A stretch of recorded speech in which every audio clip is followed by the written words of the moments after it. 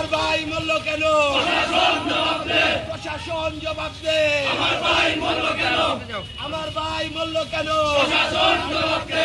জিন্দাবাদ জিন্দাবাদ জিন্দাবাদ জিন্দাবাদ জাতীয়বাদী ছাত্রদল ছাড়ি না রাজপথ ছাড়ি না